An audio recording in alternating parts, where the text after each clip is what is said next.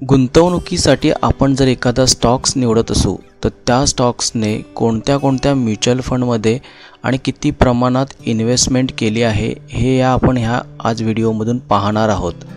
Last व्हिडिओमध्ये आपण खूप साऱ्या गोष्टी काही पाहिल्या आहेत, जसं की स्टॉक सिलेक्ट करताना आपण फंडामेंटल ॲनालिसिस करणं किती महत्त्वाचं आहे। ज्या फंडामेंटल ॲनालिसिस थ्रू आपण खूप काही गोष्टी पाहू शकतो, त्याच पद्धतीनं आपण टेक्निकल ॲनालिसिसही केलेला आहे। टेक्निकल ॲनालिसिसमध्येही आपण खूप साऱ्या गोष्टी पाहिल्या। आज आपण अशी एक गोष्ट शिकणार आहोत की जी गोष्ट आपण पाहिल्यानंतर त्या स्टॉक्समध्ये किती प्रमाणात म्युच्युअल फंडामध्ये इन्व्हेस्टमेंट झाली आहे। कारण कसं आहे, आज खूप प्रमाणात लोक SIP म्युच्युअल फंड यामध्ये गुंतवणूक करत आहेत, परंतु आपण एखादा जर का स्टॉक्स निवडत असू तर त्या स्टॉक्सनंही म्युच्युअल फंडमध्ये किती पर्सेंटेजमध्ये गुंतवणूक केली आहे हे पाहणार आहोत। की त्यानं म्युच्युअल फंडमध्येही त्यानं इन्व्हेस्ट केलेलं आहे किंवा म्युच्युअल फंडाने त्याला आपला एक इन्व्हेस्टरचा पार्ट म्हणून त्याला आपल्या म्युच्युअल फंडमध्ये घेतलेलं आहे, हे आपण ह्या व्हिडिओमध्ये आज पाहणार आहोत। आणि ते पाहण्यासाठी आपण वेगवेगळ्या पद्धतीच्या फायनान्शियल वेबसाईट कोणत्या आहेत, ज्या वेबसाईट थ्रू आपण तो पर्टिक्युलर स्टॉक्स म्युच्युअल फंडमध्ये आहे की नाही हे पाहू शकतो।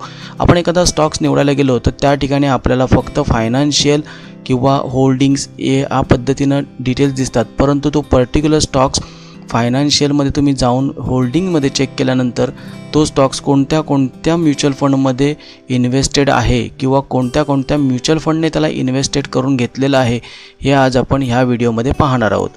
तर आपण डायरेक्टली आज त्या वेबसाईटवरतीच जाऊया। त्या अगोदर आपण फंडामेंटल टेक्निकल ॲनालिसिस काय असतं याचा एक छोटासा सारांश पाहू। तर मित्रांनो, पुन्हा एकदा तुमचं इनिशियल MKT इनिशियल मार्केट या माझ्या चॅनलवरती खूप स्वागत आहे। तुम्हाला जर का माझे व्हिडिओ आवडत असतील तर तुम्ही नक्कीच लाईक करू शकता, शेअर करू शकता, सबस्क्राईब करू शकता। चला तर मग आपण डायरेक्ट आता वेबसाईटवरती जाऊन चेक करूया की एखादा आपण निवडलेला स्टॉक्स कोणत्या म्युच्युअल फंडामध्ये आहे ते। त्या अगोदर आपण एकदा फायनान्शियल अँड टेक्निकल ॲनालिसिसकडे एक लक्ष देऊया। या ठिकाणी आपण सर्वप्रथम आलो आहे फायनान्शियल चेक करण्यासाठी, फंडामेंटल ॲनालिसिस चेक करण्यासाठी। नेहमीप्रमाणे स्क्रीनर वेबसाईट ओपन केली, बाकी सगळे क्रायटेरिया आपण या ठिकाणी सेट केलेले आहेत। ते तुम्हाला जर चेक करायचे असतील तर माझे मागील व्हिडिओही पाहू शकता, ज्याची लिंक मी डिस्क्रिप्शनमध्ये टाकतो आहे। तुम्ही नेहमीप्रमाणे फायनान्शियल आल्यानंतर इम्पॉर्टन्स काही पॉईंट्स आहेत ते इथे चेक करू शकता। प्लस पॉईंट, निगेटिव्ह पॉईंट कोणते आहेत, क्वार्टरली रिझल्ट बघू शकता, प्रॉफिट अँड लॉस बघू शकता, compounded sales growth, profit growth, CAGR, return on equity, balance sheet बघू शकता, कॅश फ्लो बघू शकता, रेशो, शेअर होल्डिंग पॅटर्न्स, त्याच्यामध्ये FI, DI आणि प्रमोटर होल्डिंग खूप इम्पॉर्टंट आहे। त्यानंतर तुम्ही टेक्निकल ॲनालिसिस बघू शकता। टेक्निकल ॲनालिसिसमध्ये ब्रेकआउट, ब्रेकडाऊन, सपोर्ट, रेजिस्टन्स, वेगवेगळ्या पद्धतीच्या थेअरी, इंडिकेटर्स मी तुम्हाला आता डीपमध्ये सांगणार नाही आहे, कारण फंडामेंटल ॲनालिसिस, टेक्निकल ॲनालिसिस आपण आज ह्या व्हिडिओमध्ये करत नाही आहे। परंतु आज आपण पाहणार आहोत की एखादा निवडलेला स्टॉक्स म्युच्युअल फंडमध्ये आहे की नाही किंवा म्युच्युअल फंडानं त्या स्टॉक्सला त्याच्या पोर्टफोलिओमध्ये घेतला आहे का हे आपण पाहणार आहोत। तर आज आपण या ठिकाणी IEX हा स्टॉक्स निवडला आहे, ज्याचं फंडामेंटल ॲनालिसिस इथे आपण बघतो, टेक्निकल ॲनालिसिस आपण ग्राफवरती बघतो। आणि आज मी एक तुम्हाला अशी वेबसाईट सांगणार आहे ज्या वेबसाईटमध्ये तुम्ही जाऊन डायरेक्ट चेक करू शकता की त्या स्टॉक्सला म्युच्युअल फंडमध्ये आहे का किंवा तो स्टॉक्स म्युच्युअल फंडमध्ये आहे का। आता त्यासाठी काय करायचं आहे, तर टिकर टेप ही मी वेबसाईट यूज करतो आहे।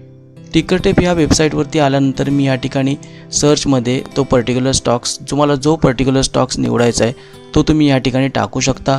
तुम्ही या ठिकाणी तो स्टॉक्स टाकल्यानंतर तुम्हाला त्या स्टॉक्सचे डिटेल्स दिसून जातील।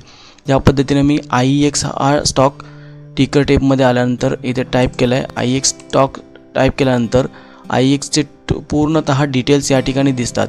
वास्तविक टिकर टेप या वेबसाईटवरती आपल्याला स्टॉक्सचा फंडामेंटलही दिसून येतं आहे, थोड्या बहुत प्रमाणात आपल्याला टेक्निकल ॲनालिसिसही थोडंफार करू शकतो आपण, पण फंडामेंटल ॲनालिसिस आपण बऱ्या प्रमाणात या ठिकाणी करू शकतो। सर्वप्रथम ओव्हरव्ह्यू बघितला स्टॉक्सचे, तुम्हाला या ठिकाणी डिटेल्स शो होत आहेत। 1 डे, 1 वीक, 1 मंथ, 1 इयर स्टॉक्सचा एक ग्राफ आपल्याला या ठिकाणी दिसून येतो आहे। त्याच पद्धतीनं त्या स्टॉक्सची फॉरकास्ट, फायनान्शियल, प्रीज, होल्डिंग, इव्हेंट्स, न्यूज, या पद्धतीनं सगळे तुम्हाला वेगवेगळे टॅब आहेत. आपण डायरेक्ट आपल्या मेन पॉईंटवरती येतो आहे. आपल्याला हा स्टॉक जर का म्युच्युअल फंडमध्ये आहे की नाही हे जर का आपल्याला चेक करायचं असेल तर आपल्याला डायरेक्टली यायचं आहे होल्डिंगवरती. तुम्ही जर का होल्डिंगवरती आलात की ह्या ठिकाणी promoter holding trend, institutional holding trend, share holding pattern, share holding history, या सगळ्या टॅब दिसतील. आपल्याला डायरेक्ट यायचं आहे म्युच्युअल फंड या ठिकाणी. ॲक्च्युली हा स्टॉक जो आहे हा 24.82 24.82% हा स्टॉक म्युच्युअल फंडामध्ये इन्व्हेस्टेड असल्याचं या ठिकाणी दिसून येतो आहे. म्हणजेच म्युच्युअल फंडाचे इन्व्हेस्टमेंट या स्टॉक्समध्ये 24.82, ऑल म्युच्युअल फंडाचे इन्व्हेस्टमेंट या ठिकाणी आपल्याला 24.82% एवढी दिसून येते. आता हे म्युच्युअल फंड कोणते कोणते आहेत ते चेक करण्यासाठी आपल्याला स्क्रोल डाऊन करायचं आहे. स्क्रोल डाऊन केल्यानंतर म्युच्युअल फंड होल्डिंग ट्रेंड या ठिकाणी आल्यानंतर आपल्याला ह्या ठिकाणी वेगवेगळ्या म्युच्युअल फंडामध्ये ह्या स्टॉक्सचं इन्व्हेस्टमेंट किती पर्सेंटेज प्रमाणे आहे, त्याचं वेटेज किती आहे हे या ठिकाणी दिसून येते. आता टिकरटेप ह्या वेबसाईटवरती जे आपल्याला फ्रीवाले ज्या काही गोष्टी आहेत त्यामध्ये आपल्याला काही मोजक्याच गोष्टी दाखवल्या जातात. ज्या पद्धतीनं म्युच्युअल फंड होल्डिंग जर आपण ह्या ठिकाणी चेक केलं तर last 3 months mutual fund holding of the company has almost stayed consistent. म्हणजे लास्ट 3 महिन्यामध्ये खाली जे म्युच्युअल फंडांची नावं दिली आहेत त्यामध्ये लास्ट 3 महिन्यामध्ये कन्सिस्टंट होल्डिंग आहे असे या ठिकाणी दर्शवलं जातं आहे. आता हे म्युच्युअल फंड कोणते कोणते आहेत तर पराग पारिक फ्लेक्सी कॅप फंड याच्यामध्ये जवळपास 0.96% एवढं होल्डिंग आहे, याचं वेटेज आहे.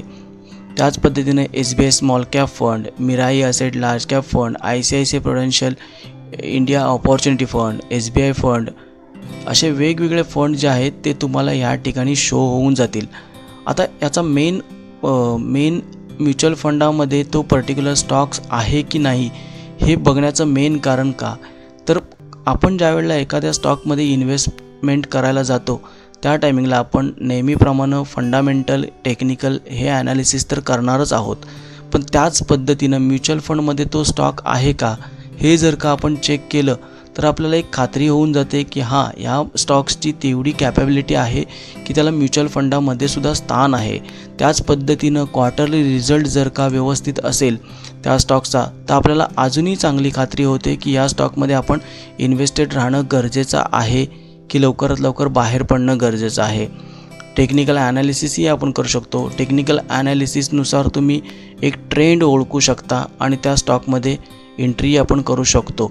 मागचा बॅकग्राऊंड पूर्ण चेक करून त्या स्टॉक्सचा, एखादा स्टॉक जर आपण निवडला तर त्या स्टॉकचा मागचा बॅकग्राऊंड चेक करून, फंडामेंटल ॲनालिसिस करून, टेक्निकल ॲनालिसिस करून, त्याच पद्धतीने म्युच्युअल फंडमध्ये त्याची इन्व्हेस्टमेंट किती आहे, त्याचं वेटेज किती आहे, या पर्टिक्युलर गोष्टी आपण चेक करून आणि त्याचबरोबर वेगवेगळ्या पद्धतीच्या न्यूज त्या स्टॉकमध्ये कोणत्या आल्यात त्या न्यूजही आपण पाहून हे असे त्या स्टॉकमध्ये आपण इन्व्हेस्टेड राहायचं की बाहेर पडायचं या आपण वेगवेगळ्या पद्धतीनं या ॲनालिसिस नंतर एक निर्णय घेऊ शकतो.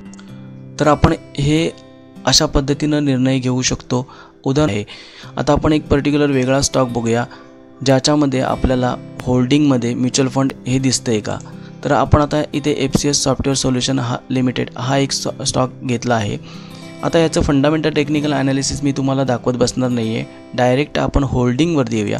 होल्डिंगवरती आल्यानंतर या ठिकाणी आपल्याला दिसून येईल की 2000 आणि हां, या ठिकाणी आपल्याला इयर वाईजही होल्डिंग पॅटर्न दिसतो ज्याच्यामध्ये आपण म्युच्युअल फंडाचे होल्डिंग इयर वाईज किती % होते तेही पाहू शकतो. आता या ठिकाणी तुम्ही म्युच्युअल फंड हे पाहताय तर 0.00 दिसतंय. म्हणजे हा पर्टिक्युलर स्टॉक्स म्युच्युअल फंडाशी निगडीत नसल्यामुळे या ठिकाणी कोणत्याही पर्सेंटेजमध्ये काहीही दिसत नाही आहे. तर मित्रांनो, अशा पद्धतीनं आपण फंडामेंटल, टेक्निकल आणि म्युच्युअल फंड रिलेटेड थोडी इन्फॉर्मेशन घेऊन आपण स्टॉक्समध्ये कशा पद्धतीनं इन्व्हेस्टमेंट करावी हे आपण ह्या ठिकाणी पाहू शकतो आहे. तुम्हाला व्हिडिओ नक्की आवडला असेल. व्हिडिओला तुम्ही लाईक कराल, शेअर कराल, सबस्क्राईब कराल. हा व्हिडिओ एज्युकेशन पर्पजसाठी आहे. तुम्हाला कोणत्याही स्टॉकमध्ये इन्व्हेस्टमेंट करायची असेल तर तुम्ही तुमच्या फायनान्शियल ॲडवायझरची मदत घेऊन इन्व्हेस्टमेंट करू शकता. धन्यवाद.